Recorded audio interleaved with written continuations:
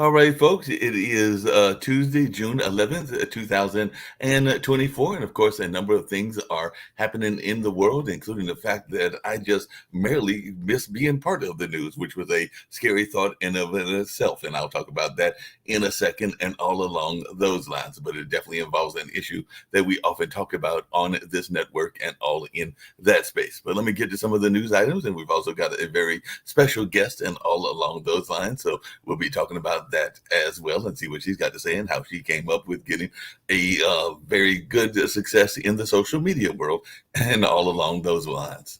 But there is some sad news in the terms of Africa and everything. But the Malawi vice president, Dr. Salos Chalame, was killed in a plane crash with his wife and 8 others. So that is something that just recently happened and all along those lines. So definitely that is something that was very sad that took place. And of course, we still got the war going on in Israel and the things going on in that space. Officials are saying that Hamas has accepted a ceasefire resolution, and Blinken has met with relatives of Israel hostages in Tel Aviv. So that is something else that is going on as well. And apparently, tax cuts are part of the news, not just here, but also in the UK. And UK's Rishi Sunak has announced election pledges looking to bounce back from his D-Day era and all along those lines. So definitely some of the things that the Tories are bringing up is tax cuts and even stamp duty and a number of other things in that space. So definitely that is something going on in the news as well. And the UN is saying that Israeli forces and Palestinian armed groups may have committed war crimes in their deadly raids. So that is something else that people are thinking about in the news as well. And on a lighter note, because sometimes Nick likes it when I bring lighter note items as well, even though we talk about a lot of serious issues. But apparently, we may not be the only ones that have unique names and all in that space. And I did see that my guest is an English teacher, so she may have some thoughts around this as well. But there are reports coming out of Africa that apparently wild elephants may have names that other elephants use to call them. So there's a study saying that maybe the elephants and who knows what other animals are doing this as well have unique names for themselves. So like I said, I'll later be bringing on Nick, and I'll be bringing on Rick, and maybe even Shaquille, and we'll see if Jacoby and other folks join us. But just like they have unique names or names to themselves, apparently so do the elephants as well. And South Korea says it fired a warning shots after North Korean soldiers were briefly crossed the border. So definitely that is something going on as well. So apparently some North Korean soldiers were crossing the border and they fired some warning shots. So definitely that's something going on. And we know that a lot of things are happening in the electoral politics, not just here in the United States, but around the world as well. And Macron has ruled out resigning whatever the results of the French election are and all along those lines. So the main takeaways from after the far right rocks European politics, and apparently that has sparked a snap election in France. So we'll see how this all goes in France and other parts of the world as well. So a lot of people are paying attention to that. And apparently there was a Mexico massacre that had 6 family members brutally murdered, including a baby and a toddler. So among that was folks that were killed in another attack there in Mexico. So like I said, a lot of things that are going on in that part of the world, just like they're going on in other parts of the world as well. And there is Iranian presidential vote that's going to be taking place as well. So apparently there might be a new president in Iran. And it looks like they're mostly hardline candidates in that particular area. And apparently the Singapore Airlines is offering passengers injured in a severe turbulence at least $10,000 in compensation. So that looks like that's something that is being offered. Well, actually, I'm seeing one figure that actually says $25,000 in compensation. So definitely they're being offered some compensation for having been included in that space and all along those lines. So a number of things are happening in that space, and I'll get to some other things in the news. And of course, I've got my special guest as well. So we'll be bringing her in and learning how she had the success that she had and all in that space. The judge has rejected Trump's bids to dismiss classified documents case, but agrees to strike an allegation in the charges. So definitely looks like at least one element from the Trump indictment in the document cases has been strucken. So there's a paragraph from the Mar-a-Lago indictment that has been strucken, but they have denied a bid to drop the charges.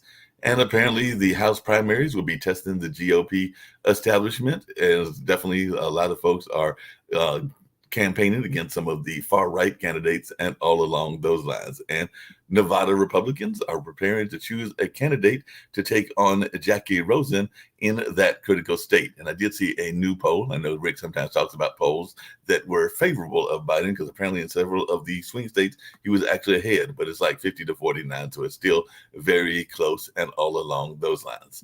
And apparently some folks are still looking at President Biden and some of the actions that he has, because apparently there are some people that are saying that he appeared motionless during a White House Juneteenth celebration. And I'll have to find out from some of my associates that were up there, because I understand that our mayor pro tem and our mayor are up in that area, meaning the mayor of Durham, Leonardo Williams, as well as I want to say that Mark Anthony Middleton, who is the mayor pro tem, and everything is up there in that space and all along those lines. So it'll be interesting to see what their reaction is, just like they had a reaction to what I'm going to talk about just very shortly before bringing in that special guest and all along that kind of space. But Trump completed his mandatory pre-sentencing interview for the hush money conviction. So we'll see what happens in July and whether he gets any time or doesn't get any time and things in that space. And of course, there is the Hunter Biden gun trial that is going on as well. It looks like the jury is in deliberations, and definitely we'll see what kind of results come in that results as well. And definitely, there are some folks that are talking about the Project 2025, and definitely there's some folks that are very much against it. I know that we've even had some guests that have talked about it in the past, and definitely there are some Democrats that are saying that it would take a wrecking ball to the various U.S. institutions. Not saying that that's true or not, but it'll be interesting to see what folks have to say about that as well. So the incident I was going to say is that I literally went to work and Nick Palvedo had dropped me off at that location at the Cultural Arts Center that I work at, and all along those lines. And that is part of the reaction that the mayor and the mayor pro tem were having in some of our news incidences. But I think I had literally walked across the street and was talking to my boss at that particular institution at literally the time that there was a drive-through. And if I had not been carrying packages, I might have been in the store where that happened, and all along those lines. Because I know that sometimes Nick will drop me off and literally there is a Walgreens across the street and all in that space. And there was a drive-through where a 3-year-old toddler was shot and is in critical condition. And I want to say that there was a gentleman that is not in as much of a critical condition, but it literally was a drive-through in a drugstore that I oftentimes quite go by on a regular basis. And like I said, if I had not been carrying packages that were misdelivered, I might have actually been in the store at the time that the incident took place, because that was my original intention. But having packages in your hand, I thought it'd be better to go across the street and go to work and all along those lines. So it was heroin, realizing how close I had been in that space. But fate can definitely play some interesting things in life and all along those lines. So I'm going to bring in our special guest who has not been in that space, but is very much involved in the space of having 1 million views on YouTube. And sometimes we complain about what goes on in YouTube and all along those lines, but we've got Jennifer Ratio Lebedev in on our space and everything. So I'm definitely looking forward to hearing how she got 1 million views and what she's doing in Pennsylvania, and even some of her thoughts around English, because one of the things we talk about here on the network is the notion of what is not being taught in our school system versus what is being taught in our school system. And I do know that you are an English teacher as well. So definitely just tell me about this YouTube channel of yours and how you got to 1 million views. Because some people are going to be going like, I wish we had 1 million views. I mean, we do have 1 million views in terms of our accumulative views, but it's not nearly the kind of views that you're talking about. It sounds like you have a regular subscription of 1 million views. So about this channel of yours, because a lot of times the other thing that I know is we here in North Carolina have Mr. Beast, and we have people that do stunts in order to get their YouTube subscriptions and all along those lines. And of course, there was even the gentleman recently that got in trouble because he decided to use a helicopter to fly her at a fancy car and all along those lines. I think it was something that was in the news recently, and we can talk about that. But he was using that, and it was one of the YouTube stars that's out there. I think his name is Chow or something like that, and everything along those lines. But how did you get to 1 million views? Well, first of all, Mark, thank you for having me here. And I want to say I've never used helicopters, no car chases and whatnot. Just me. How did I get there? It was it was just a path that I found myself on. There was no plan to hit 1 million. In fact, for many years, I thought it wasn't even possible. I thought, gamers, beautiful makeup artists, they get 1 million views or 1 million subscribers, and I wouldn't be in that category. But as I started to approach that number, I thought, well, maybe it is possible. So it was really just a matter of deciding to transfer my skills from the classroom and do it online. So that's kind of a message I have for anyone is if you think like, oh, you have to be a cool gamer, young, hip, cool to be a YouTuber and get those million subscribers, I'd say, no, you don't have to. There are YouTubers of many different ages and many different categories. It's just about identifying what you have of value that you can use to serve others. In my case, it's teaching English. And back in 2007, yes, that's when I started, there weren't many people at all offering English language instruction. And so I was able to put that out there and it caught the attention of English language learners. And I was just fortunate to start at that time because the audience was very forgiving. It was a time of experimentation and a lot of us did not know about video making. We were just doing our best. So I was in the group of video makers who didn't even know how to edit at first, but I told people that, if you continue to follow and study with me, I will learn too. I will become a better video maker and a better online teacher. So I think that's the first message I have is just find what you have of value, deliver it, make that delivery authentic. And it's not really setting out to win over the world and the masses. It's just setting out to find your audience and the core following will be with you. Yeah, that makes a lot of sense. I know that in 2022, during the height of the pandemic, and apparently that's when you hit this 1 million mark and everything, you were also nearing what a lot of people go through. I'm in my early 60s, will hit 62 in July, so in about less than 3 weeks and all along those lines. But I was just wondering your thoughts around how even the midlife crisis played into the whole success of the channel as well, because it seemed like you really got aggressive during that time when you were hitting the big 5-0 and all in that space. Oh, I'm glad you can relate because it is a big one. When you hit the big 5-0, you're like, oh my gosh, you know that you're at the halfway point if you're lucky. And I hope I do live to 100 and beyond. That'd be great. But when you hit those big round milestones, a lot of reflection goes on. And I'm the kind of person who has hopes and goals. By the time I'm 30, I want to do this. By the time I'm 40, I want to do that. And wouldn't it be nice? And at 50, you're thinking, what have I done? And am I happy? And those questions were not just floating around, they're like staring at me. What have I done? Have I done enough? Am I successful? Am I happy? Is my life meaningful? And those questions are swirling around, knowing that I can answer it from one perspective and look at numbers, for example, and say, oh, yeah, 1 million subscribers. That's exciting. And I'm so grateful. But at the same time, I knew that I also was struggling in other spaces of my life. And it was a real time to step back and reflect and ask why. So, what am I doing well? What do I need to change in order to feel more completely successful, more whole, and more happy? So, those were the questions that really prompted me then to write my little self publication about being a YouTuber. And I wanted to put the story out there because there are so many books out there about how to get the subscribers, how to be successful. No one was talking about the emotional side of it and the personal side of it and the struggles. And I wanted to put my story out there and say, whatever you see on the screen, a smiling woman being, as confident as she can be, there are struggles behind that. Everyone is going through something, and some of us are better at hiding, you know, behind something.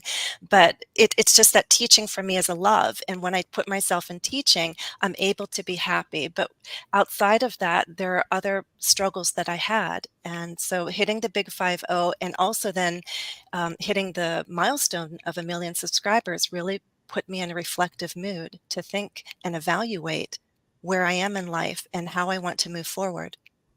Yeah, that makes a lot of sense. What advice would you give to folks that are trying to set and attain their personal and professional goals? Because a lot of times people are oftentimes on various shows, both here on the new show as well as on my other shows. We talk about that work-life balance, and it does sound like since you have that maiden name along with the married name that you are married, so you have to balance the kind of like a family life, and I'm imagining that you might even have kids and of your own as well as the kids that you teach and everything. So how do you balance that work-life balance, and what advice would you give to folks, and particularly folks that might even be trying to add something new, like being a YouTube star, to their success?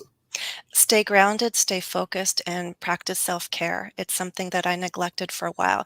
And I'm actually divorced, but I've held on to my name because it unites me with my two children. So we're all the Lebedevs, and it was a lot of transition for a few years. There's the success of reaching 1 million, knowing that I've also done other things that I set out to do, like have publications, contribute by writing textbooks. But again, I was wondering where I was going. And so I would like to say just, there is another myth that you have to churn out content 24/7, live your life online. You can, but I'd caution you because I would say that you need to balance that. If you want a sustainable online practice, you need to balance it with a rich, healthy experience offline. And that's something I had to learn. And there was a lot of transition. I went through the separation, the divorce. It was amicable, but still, it's a difficult transition to go through. And bought a house, sold a house, renovated a house with my two kids. Our house was literally turned upside down. And I joke now and say, gosh, I was waiting for the dust to settle, literally and figuratively, hoping that I'd land on my feet and everything would be okay.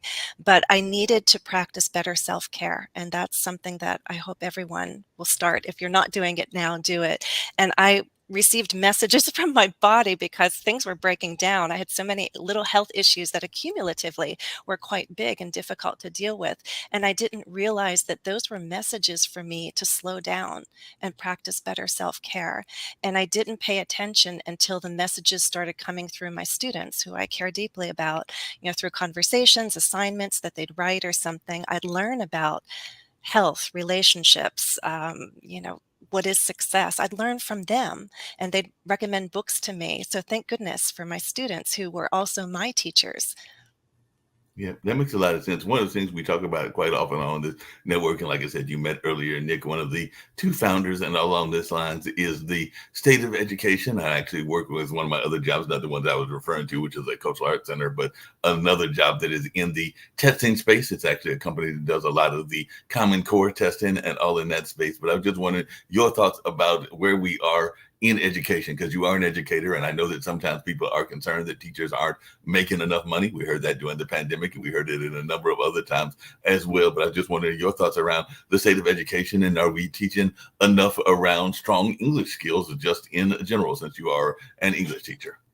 On a funny note, I can say, well, a couple years ago, I put a lesson out on can you read cursive? Because it came to my attention that there's this generational difference that young kids today struggle to read cursive. So I put that lesson out there. Do I think it's absolutely necessary to read cursive? No, not necessarily. They should be able to sign their name, though. My personal beef with the educational system is foreign language instruction. I'm so envious of other countries that put emphasis on learning other languages. And I think it's a disservice to us to have this attitude that, well, everyone speaks English. No, there's so much value in learning another language. It not only for communication, but for your mind, it expands your worldview. So I really wish that more of our public schools would have second language instruction from the get-go. There are some schools who do that, and it's amazing. And I'm just wondering why we can't do that more broadly and start foreign language instruction at an early age. No, that makes a lot of sense. Everything. What are some of the unique stories that you have gotten from your students? Because I know sometimes, even when I am grading test papers and everything, I'm oftentimes amazed at some of the stories. Sometimes they are a little bit put off by having to take a test, and they might even tell you in no uncertain words how much they don't want to take the test and all along those lines. But there have also been some very strong narratives that I have seen, including some that are almost Hemingway-like and everything along those lines, even though I've graded in different times from everything from elementary school on up to high school. Even though at measurement, we don't like to use the term grading, we call it scoring, and all in that space. But I was just wondering your take on some of the amazing stories that you have seen, and do you bring any of those to your YouTube channel? I've shared some of the students' work. I am an online teacher. I don't work within a school system, so I work independently. I mainly work with adult students, and it's amazing that how you can tap into their life experience and learn from them. So, for example, when I had an assignment of writing a commencement speech, the students had to write their own motivational speech for younger people. And it was so inspiring to read their words about it's a human experience across the globe that we all struggle and all have these times when we feel like we're in this dark tunnel. And I remember one woman who said, "You, it's something to the effect of you hold on. There will always be that light at the end of the tunnel. Just hold on and wait for it. It will be there. Have the faith that it will be there." And I needed that message at that time, and to remind me when I feel like I'm losing hope, that wait for that light. And there was another moment that I've shared. It was such a powerful message for me because it came through email, and it also was at a time when I was in that metaphor, kind of like a metaphorical dark tunnel, and I felt like things were falling apart and wondering what I was doing, where I was going, how I would move forward. And in my inbox, an email came from a student who wrote to me, telling me of how happy he was because he had moved to another country. He was using his English and he had gotten his job that he very much wanted. It was the job of his dreams. He had changed countries, and he was so thankful because he was able to do this because of his fluency in English. And he wanted to write to me because he had studied with my videos and considered that my videos were a part of how he had gained fluency. And receiving that message came at such a crucial time. It reminded me of why I'm doing what I'm doing. And it also reminds me today that it doesn't matter how many people, I'm not going to pay attention to the numbers. What matters is that I know I'm having some impact. I know that I'm contributing something of value. It's not about how many people you reach. It's about the impact you're able to have. And maybe some of us will never know what those numbers are. And that's okay because it has to be defined beyond the numbers. That's how I choose to define success now. It's numbers are there. I don't ignore them. But for me, success is defined beyond the numbers. Yeah, that makes a lot of sense and everything. Before I bring in our other panelists and hear what questions they've got for you, including possibly Nick and all along those lines. But one of the things I talk about on quite a few of my shows, including the online dinner party we did every Wednesday, is this notion of the inner critic, and we can be our worst enemy and all along those lines. So I just wanted your take on that and how you have dealt with that inner critic, because I know a lot of times we can be our worst enemy, whether it's going after relationships or whether it's going after jobs. And even when you were trying to decide that you wanted to be a YouTube star, there might have been people that were telling you like, you're not a 20 something, you don't have an OnlyFans, and all of the reasons that you wouldn't be a success and all in that space. So how did you deal with that inner critic and the outer critics as well? Well, I was very fortunate to have a lot of positive support, and that's what kept me going. Yes, I had to deal with negative comments, offensive comments. Back in the day, there were no filters, and at one point, there was an onslaught of negativity. I felt like I was a victim of cyberbullying that put me in tears. But again, the positivity was there from the majority of viewers, and that kept me going. And the other thing is that I'll go back to that message of you don't have to win over the world and win over the masses. You just need a core following. And it's about being the best version of yourself and putting that forth. And I have a chapter in my book called about finding your inner rock star, and that's what it is. And you know, each person can find their inner rock star. It doesn't mean that you have to be like a rock star. It's about identifying with performers, celebrities out there who have the qualities and style that you really admire, that you would like to emulate. And for somebody, it could be, you know, Lady Gaga, but for me, it's Fred Rogers, Mr. Rogers, because I thought about who he was, what he contributed, and the style and the authenticity that he brought and the impact that he had. That's somebody who inspires me. That's the performance I would love to emulate. And I think more than anyone, Fred Rogers is my inner rock star. And that helps me then face criticism when people say, like, "Oh, she's boring, whatever."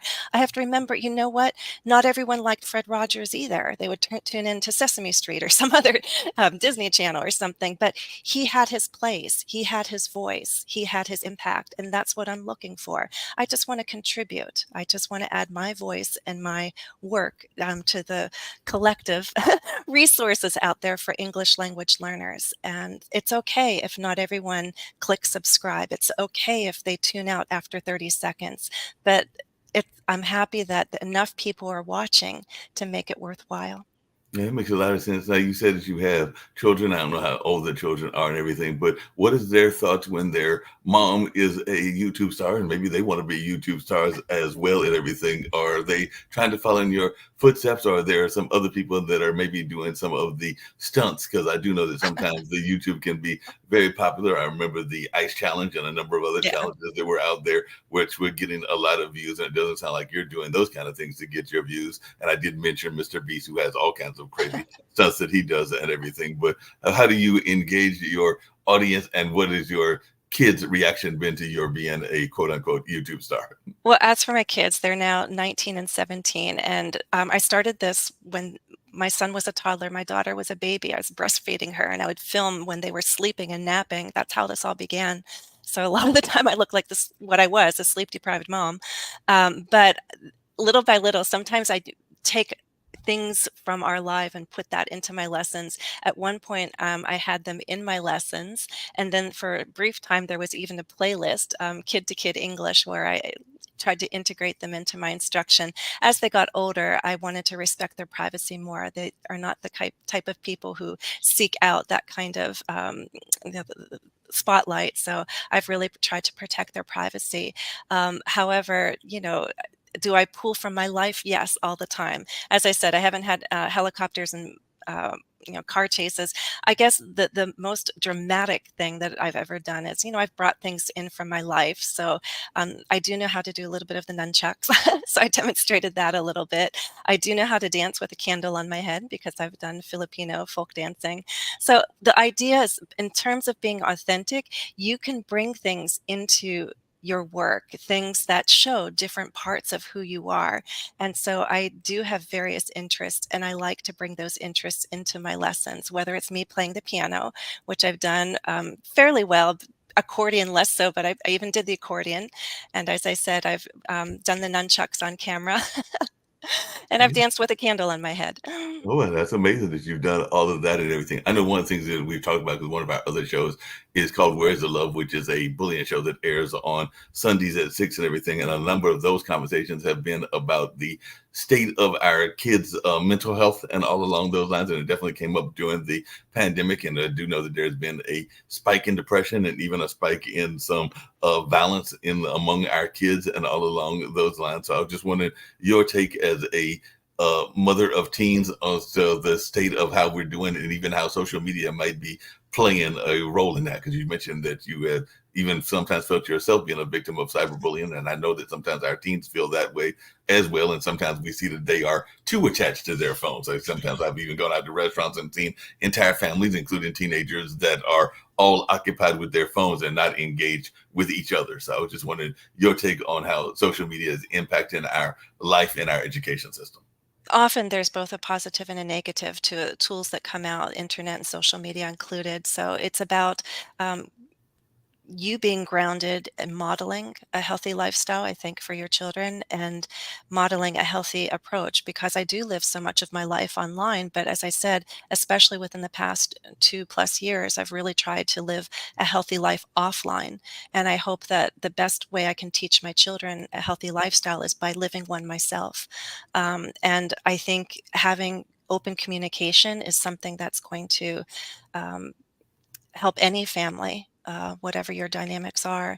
And that's something that I'm very happy to say, is that I have open lines of communication with both my children. And when we go out to the restaurant, yes, the phones are there sometimes, but we often just play our own games that we've come up with, like word games or any other fun little ways to spend time. So we're not just sitting there in silence, each on our own device. We're usually talking or playing some sort of game. And I think those little moments are actually very big moments, to remind them that what's most important is connecting with each other. Yeah, that makes a lot of sense. And I think before I bring in Rick Rosner and maybe Shaquille and Nick and others as well, I don't have any kids of my own, but I do have two nephews that will be turning 15 and 16 in the month of August. So they're not that far away and everything. So if they were wanting to be YouTube stars, I don't think that they have any of that desire, even though they are sports engaged, because I know that they play soccer and I think they play football and a number of other things as well. But if they wanted to be YouTube stars, or if they just wanted to get some good, solid advice as teenagers, what advice would you give to young people that are about the age of my nephews, Julius and Langston and everything? So what advice would you give to teenagers or just people in general that might want to be YouTube stars. Like I said, I've never heard them even express that desire, or just in terms of living a positive life in general as teenagers. I'd say be careful from the get-go with that mindset. You don't set out to be a star. You're setting out to share something. And it goes back to whether it's going to be for your career or just part of your hobby. Just feel like sharing.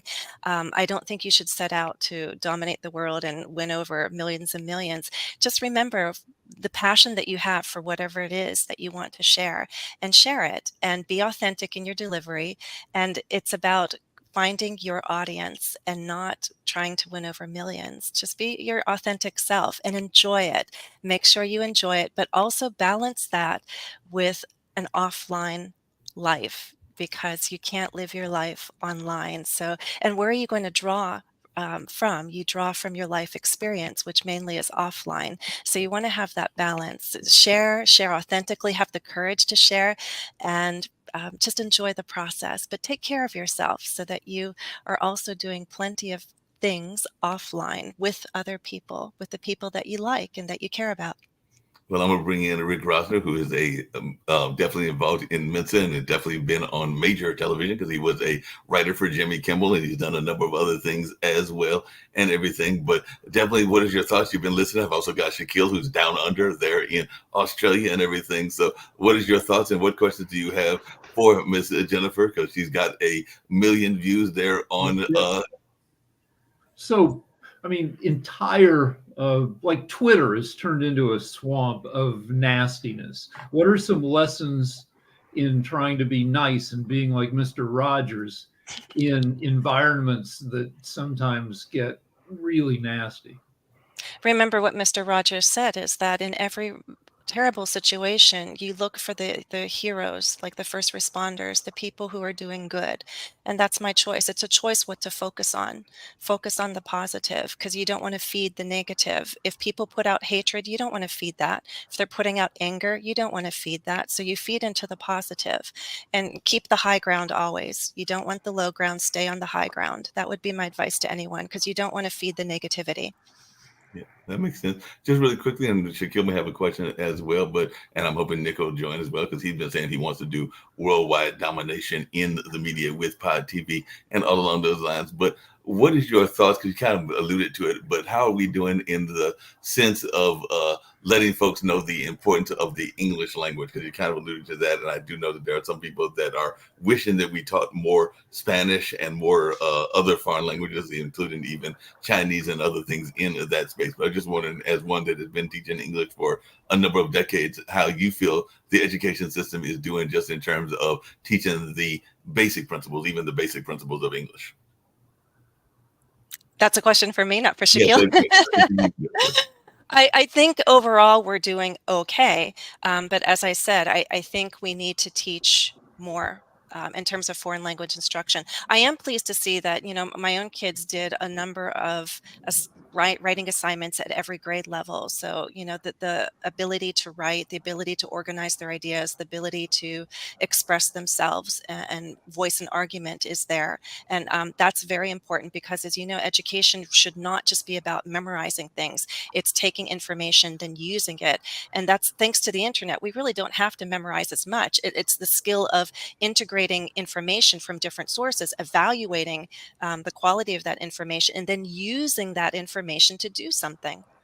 Yeah. How important do you think it is? I see we got Nikki with us, and hopefully Sasha will join us as well shortly. But how important do you think it is to use education to develop critical thinking? Because that's one of the things that I've been talking about is I don't always mind some of the protests that go on, because I think that in some ways they are using their method of voice to bring out their thoughts around critical issues and all along those lines, and they are developing their own opinions. Whether we agree with those opinions or not is up to our evaluation of what they are saying and everything. But I just wanted your take on the importance of English and other things, even music, to develop the critical thinking and the ability to learn critical thinking skills. Jennifer. I think it's so important, critical thinking skills. That's what we need more of, and openness to hearing what other people say. For example, when I talk about what is success, I'm saying define it on your own terms. I'm going to listen to other people's definitions, but ultimately, I need to know that the definition that matters most is my own. But I'm willing to listen, integrate, and then decide what it means to me. The beauty of what I do is I work with adult language learners, and my whole goal is to allow them and facilitate their communication. I want to allow them to think and to express themselves and voice their thoughts on a range of different topics and pull them outside of their comfort zone, even into different categories, and express their thoughts. It's all about communication. And that's one more reason why I think I wish all adult learners would, learn another language, because one, it takes you out of your comfort zone. You will build fluency in another language, but you're interacting with someone who's probably had a different background and will expose you to a different way of viewing the world. And it's such a beautiful experience, especially when we bring people together from different countries and have these conversations, as we do in my field of English as a second language or English as a foreign language. We have very diverse classrooms. So, diversity is now a buzzword, but it's always been there for people who teach English as a second or a foreign language. And it's so wonderful to expand your mind, both as a teacher and as a learner, to be in that kind of classroom. So it's a wonderful experience that I think more people should have. Just really quickly, because I see Shaquille's here and Nick might have some questions as well and everything. But one of the things that I know Shaquille is very good at doing, and I am proud for him for doing this and everything, is you have a book, and the book is available on, I believe, Amazon and other things along those lines. So my question to you is it available, as far as you know, in the Australian market? Because he is in Australia, but he travels to other parts of the world as well. So will it be possible, because Shaquille oftentimes will buy the book of guests that are on the show, will it be available for him to get down under in Australia? You should. If you ever to go to Amazon, if you can access Amazon or Barnes and Nobles, then it's available there. It's being a YouTuber, one creator's bumpy road to 1 million subscribers. I buy the books of every guest that comes onto Pod TV, so I'll certainly order yours. I can't tell you at the moment whether it's available because my laptop blew up, which I'll blame Nick for. Blame Nick for You notice that he has a problem, Jennifer, speaking English. He speaks Australian, so he's hard to understand. And Sasha speaks Canadian, so they're difficult to understand. So I think both of them could do really well taking your course and better their English. So it ups our game here at Pod TV so they can speak a little better. So I do commend to have a young lady like you appear on the Pod TV network. So that's really good. But my question, I think the big question for the day for Jennifer is, how do you spell color, honor, flavor? They've got a U in it, right? what? Flavor. I spell it O-R, not O-U-R. But again, this makes you flexible when you think of English as a global language. And I do work with people for a long time. I helped this businessman in Australia because we connected. He was one of my first students. 2009 is when I decided to teach through Skype. There was no Zoom back then. And I helped him edit. But editing for people in Australia, I also currently edit for someone in the UK. It forces me to constantly be aware of differences between spellings, grammar, and vocabulary. So it's wonderful in keeping you flexible. Yeah. The question I have for you, Jennifer, is how many hours a week do you spend doing this YouTube stuff? Or how many hours do you work at this? I've gotten so better. Like I said, I've made a lifestyle change. I work a little less right now because I am very committed to taking care of myself, because this second half of my career and my life, I want to live more consciously and in a healthier, more sustainable way. I want to enjoy this more and have fewer of those bumps. So I spend less time. So I used to post every single week, and that was a grueling schedule to keep up with, because by the time you flesh out an idea, perhaps write a script and then film it, edit it. Editing takes a long time. And those of you who've done editing. And plus, if it's a topic that I need to research, you need to put time into that. Plus, as I'm filming, more ideas come to me. So all in all, you can think about 1 minute being equivalent to about 1 hour. So if there's a 15-minute video, I might have invested 15 hours in that because I've researched it, I've scripted it, and I can't just put the video out with subtitles. because I'm a teacher, I need to be visual too. So there's plenty of call outs and I have to think about the placement. I don't have a board, I have a screen. So I had to transfer those skills to my screen. I can produce shorts more quickly. And so I have done shorts and reels in abundance as of late because they're easier to produce. So I've committed to doing one live stream a month, one full length video a month, sometimes more, and then lots of shorts and reels because those are easier to produce. And it's only lately that I've sought out some help. So with some of my shorts and reels, I've turned to an editor to help me, especially to put some captions on and call outs. But the majority, like my long form videos, I do myself. No, you just How, mentioned call how outs. long is that in a week? How much time do you spend a week doing it? Do you work 40 hours, 80 hours? Do you work 20 hours like Shaquille does? It varies. I've also I used to work 7 days a week and then told myself this has to stop. So Okay. I do not have lessons on Saturdays. And when I have lessons, I've also tried, there are days where it still creeps up to like 4 or 5, but I try to have only 1 or 2 lessons, if it's a half hour or an hour, because there's also preparation time that goes into a lesson. Then there's the correspondence and the correction that follows a lesson that I have with a private student or a small group of students. So, yes, in the past, I would work more than 40 hours, but as of late, I've tried to reduce it and I've tried to spread it out so that I can fit in the things that I need to feel whole. This goes back to my students recommending books to me that I really, really needed to hear. Many of you might have read Atomic Habits, such a big bestseller, and it really helped me understand identity-based goals. And I'm thinking, oh yes, I'm a mother, I'm a YouTuber, I'm an English teacher, but I'm also a language learner. I also speak Russian. I want to learn Spanish. So I made time to fit Russian tutorials in my week. And now I have Spanish classes in my week. And I also want to be healthy. So I've been going to Tai Chi once a week. So I'm making time for other things that I want to do to develop the other parts of me. And I feel so much healthier and happier by giving attention to all these different interests that I have. And then they also inform me, of course. I can draw from my life as I create my lessons. Speaking of that, you mentioned call outs, and I know that some things that is very big on YouTube and just social media in general is call to action. So, how important has call to action been in terms of you getting the subscribers and everything along those lines? And what advice do you get to people to do call to action? Because I know the primary call to action that we do here on the network is to try to get people to go to the bookstore. And lately, it's not been as much of a call to action because I just checked our statistics, Nick, and there's not been that many people going to the bookstore compared to the way that it was when we first launched it. And part of that is we haven't been putting out that much of a call to action like we used to and everything. So how important has the call to action been in creating your base? I think that I didn't always follow the best practices. For example, for a while, I didn't always identify myself. I just assumed, well, they know me by now. And it wasn't until I talked with other YouTubers saying, oh, no, no. One creator said, I always identify myself at the beginning of the video because for someone, it's the first time they're seeing you, the first time they're meeting you.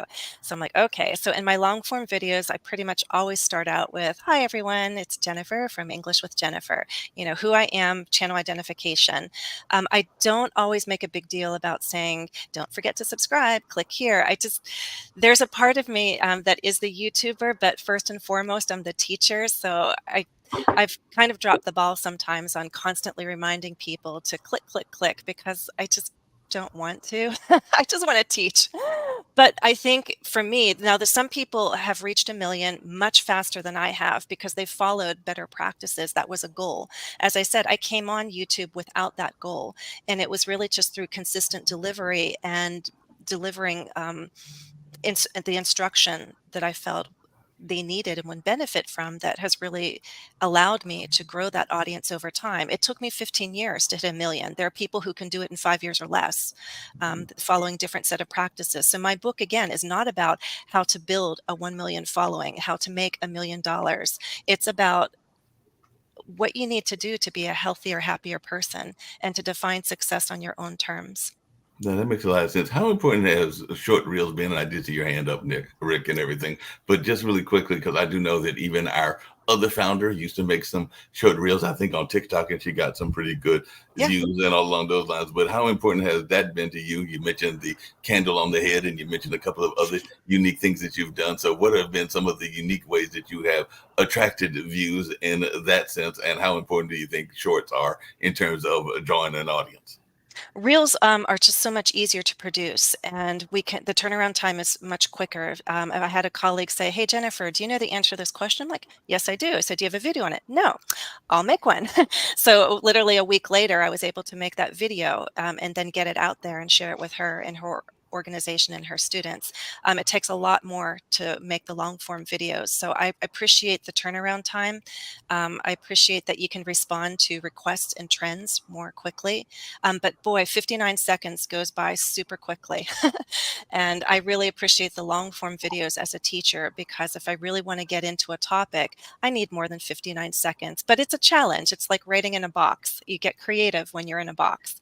And so I've found it very creative on Instagram. I have about 100,000 people following, not actively, but that's how many people supposedly I have at this time.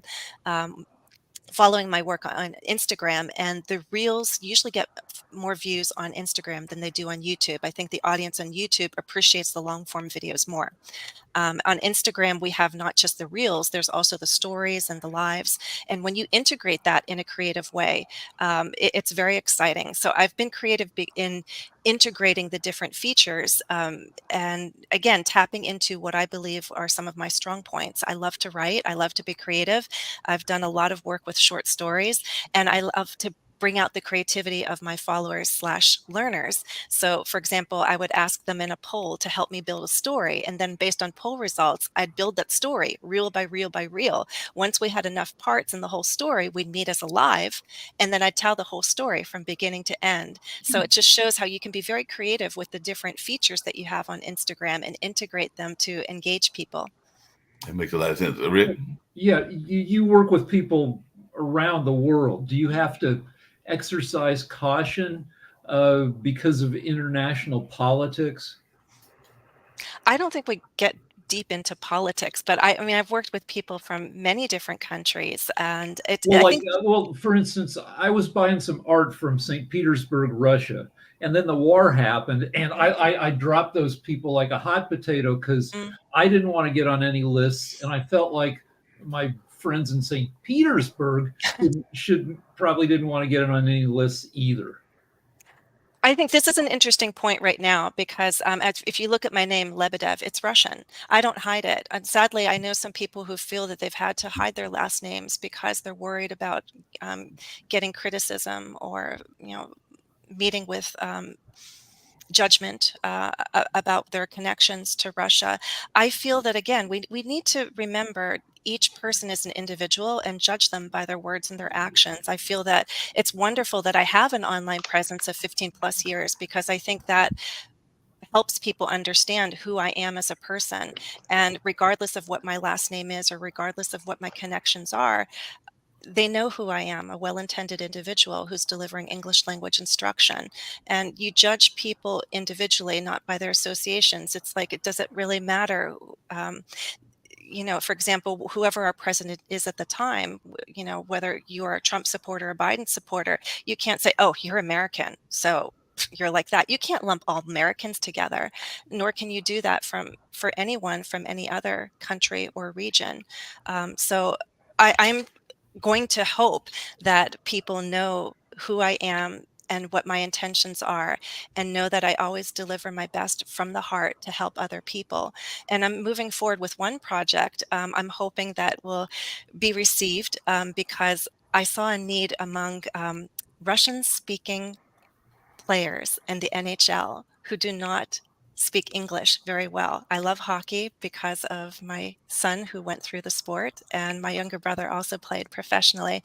And it came to my attention that there are draft picks who do not speak much English and they struggle. Among those are people who speak Russian as their first language. So I am planning to release some short videos to specifically help these young men who are coming over to play abroad. And this is a gamble in some sense. Some people might say, "Why are you doing this, Jennifer? Why are you helping them?" I'm an English language teacher, and I will help anybody regardless of where they're from. I'm doing something from the heart with positive intentions, and they're trying to do something that aligns with their dreams. And is it really a bad thing for me to facilitate their role in a sport that I love. And hockey, ESL has something in common. We're bringing people together who have a common goal and a common passion. Isn't that beautiful? Let's put aside a politics and just focus on the beauty that we can create together, whether it's in hockey or whether it's in the ESL classroom. That's what inspires me every day. That makes a lot of sense. What is it about hockey that you love? And I assume that you are, I don't know whether you're rooting for Florida because Florida is up I 2-0, or know. whether you're rooting for Edmonton and everything. But I was wondering, what is it about hockey that attracts you to that particular sport? Because even here in the Carolinas, and we've had them now for a number of years, and they've actually had some success. We've had the Hurricanes and all along those lines, even though this is definitely not a hockey town historically. Hurricanes that you took Jake Getzel from us. So I'm originally from Pittsburgh, Pennsylvania. So the team I cheer for, my whole family cheers for, is the Pittsburgh Penguins. But I'm up in Massachusetts right now. We still cheer for the Penguins. May the best team win. So if the Panthers are the better team, may they win. But I personally have a lot of respect for McDavid. What I love is just these people who invest and pursue their passion and really try to put out their best every night on the ice. It's a metaphor for life, basically, whether it's a basketball court or ice.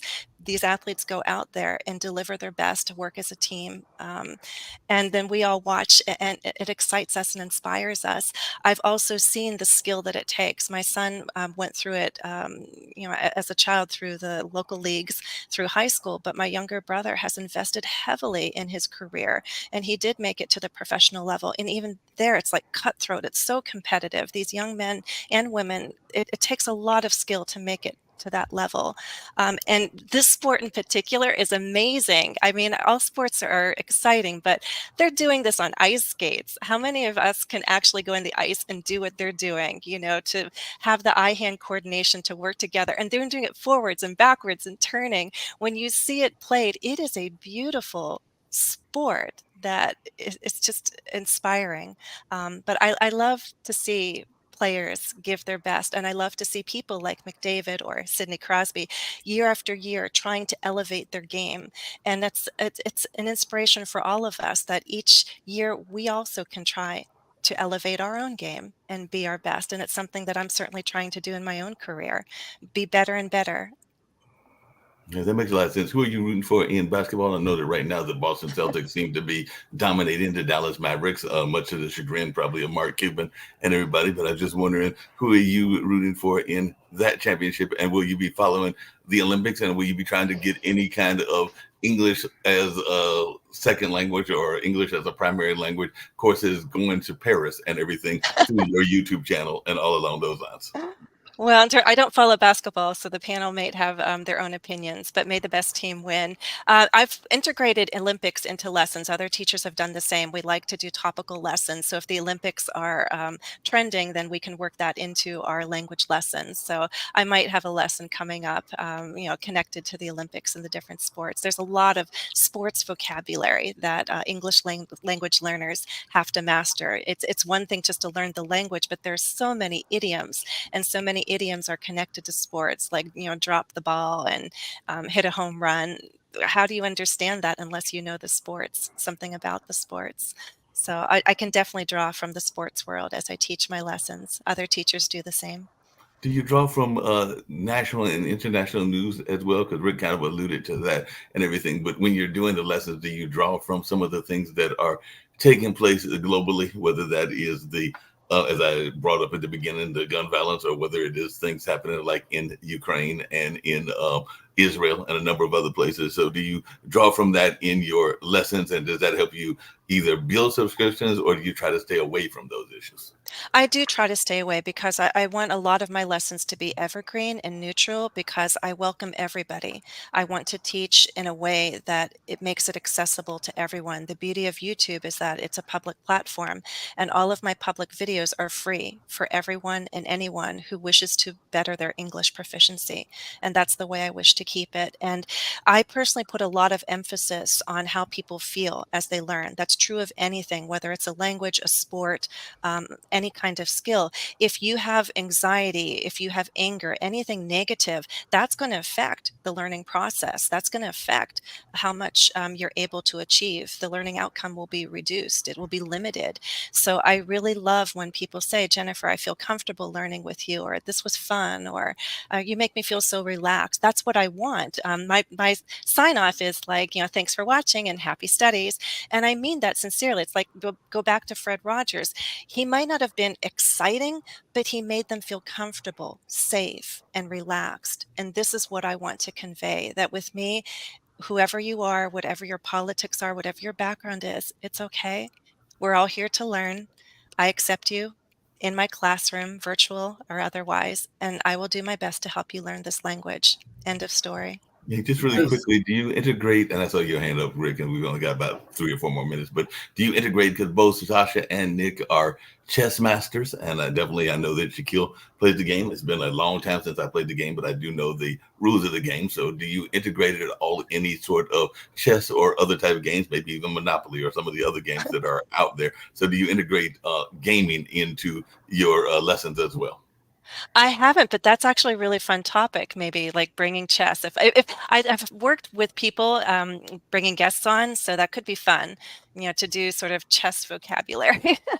That could be interesting. I haven't done that. The closest I think I've gotten to games at one point with my kids, I think I taught people the silly ways we have of choosing people, like eeny, meeny, miny, mo, and rock, paper, scissors, shoot, because that's cultural. And again, I'm not just teaching the English language. I'm American, so I'm also teaching American culture. So I often look for ways to do that, either directly or indirectly. Does tech like Google Translate affect how you teach? No, I mean, do I use Google Translate? Sometimes, but that's only for me as a language learner. If I want to check my Russian or my Spanish, I do. But when I teach English, I stay in English. I do not know all the languages of my students. I have enough knowledge of their languages to help me understand the challenges that they're facing, but I can teach someone who speaks Arabic without knowing Arabic. I just have more of an advantage, obviously, because I do know Russian, and I've dabbled in Japanese. Now I'm learning Spanish, and it gives me insight into the challenges that those speakers face. What about AI? Has AI been influencing your teaching? Because have you been using ChatGPT and other things along those lines? So how much has AI been impacting what you're doing? Big topic. My next video coming out on YouTube is going to be an interview with somebody who specializes in AI in education. It's hitting every industry, including our field too. So the big fear out there is, are we going to be replaced as teachers? No, as long as we learn to work with AI and to let it enhance our teaching, we're going to be okay. Again, for me personally, my private students need not just my instruction, they need my feedback, they need my emotional support as well. And AI is not going to be able to deliver that, not the way that I do. So I feel pretty confident about keeping my job. But I do use AI sometimes for exercise creation. That lightens my load. So that's another reason why we can reduce the hours, the question of how many hours per week. If I have to design every single exercise for every single lesson, because I like to customize my teaching for my learners, that's a lot of time, but AI can help reduce some of the exercise creation, and that's a wonderful benefit to AI. So in my private teaching and lesson creation, yes, I can use those tools, but I pride myself on being creative. So any short story you've ever seen in a video or anywhere else by me, it's original. That makes a lot of sense. Just speaking of originality, and we're getting ready to go to the Ukraine-Russia-China show that Sasha does that talks about the war that is going on in that space, because he is of Ukrainian descent and all along those lines. But did serve at one time in the Russian army, if I remember correctly, and everything. But I was just wondering, because I had made the joke earlier about this notion of the elephants having their own language and everything. So I just wanted your thoughts around that, because apparently there is now a study out, because we're always getting studies that we are the only ones that have unique names. Like your name is Jennifer, Shaquille is down there, we got Sasha, and a number of others as well. But apparently elephants also have their own unique names. I'm imagining the birds do as well. But I just wanted your take on that, because apparently this is a new study that just came out that they have recognized that elephants address each other by different names. So apparently there's Joe the elephant talking to Sally Sally the elephant, and maybe even Sam the elephant as well. So I just wanted your take on this notion that maybe the animals have unique names also. I'm not surprised. I mean, elephants, dolphins we recognize their intelligence. So this is not surprising news. I also think, but I think humans have topped all species for creativity. In a recent conversation with my brothers and some family friends, they were tapping into their knowledge of unique names in the United States. There are people naming their children things like Jello. And then sometimes we'll take a creative name and spell it backwards. Like there are a lot of girls who are named Neve because it's heaven backwards. So Americans, we've become quite creative in naming our children. Well, we're going to have to creatively go because we have the Ukraine show coming up next on the network, which is broadcast out of Canada, Kyiv, Ukraine, and also the United States of America. But we want to thank Jennifer for being here to enlighten us on the YouTube world, which some of the people on Pod TV don't know. You can watch us on television on Roku and Amazon Fire. So just go to Roku. We have our own channel. Don't go to the Roku channel. Go type in the search engine Pod TV, and our own channel will appear. And along with, of course, Roku has their own channel as well. Thank you very much. Jennifer might need to spread out into beauty as well, because you look fantastic. I always fell over when you told us how old you were. Yeah. I thought you were younger than me. Yeah. Someone used the word young. I want to thank whoever's called me young. That's beautiful. Yeah, thank you. Okay. Trust me, you're young. Okay. We'll see you tomorrow on World Edition. Bye-bye.